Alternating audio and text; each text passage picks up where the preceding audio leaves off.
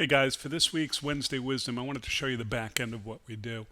Looking at this graph right here, and this represents the total volume, at least the black line does, of yardage that this particular swimmer needs to do in order to make their goal time. And if I scroll up, you'll notice that I have all these different energy zones and weeks to do the loads and when to introduce it and when to stop it. Well, all this is based on where an athlete is and where they want to be at a certain period of time. Right here you can see it's mid-November and they're starting in the beginning of August.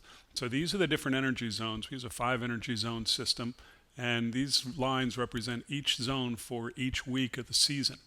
And we also add in our parametric sets and see how we get these loads introduced throughout the course of the season. Now, sprinters, mid-distance, distance people might have different energy zone loads throughout the course of the season based on the events that they're going. But let's go back a little bit. I'm going to go to the admin page.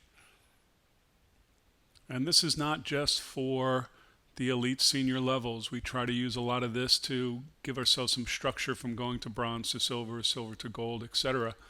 But in this case, we used a model athlete. So I'm going to stick with that model athlete and show you how this works. We put in their username, email address, height, weight, etc.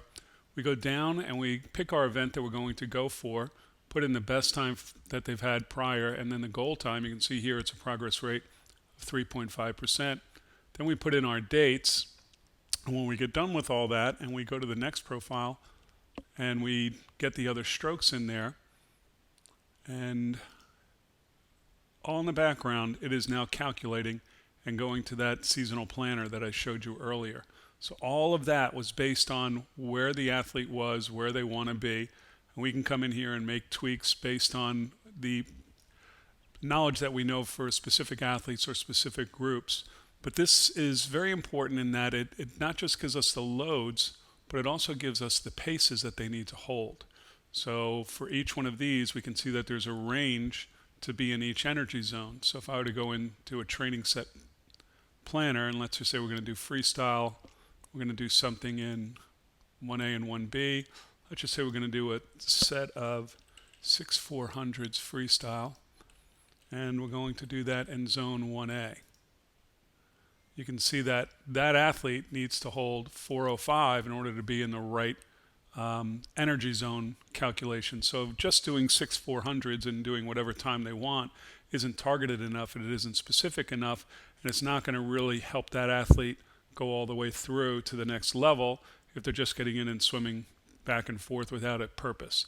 So as our younger group gets involved and they start checking their heart rates and they start getting their perceived rate of exertion and different things to help them kind of move to the point where we get to giving them specific times for each one of their swims, it really helps them understand the process that there are energy zones, there are certain loads that we want to do on certain days of the week.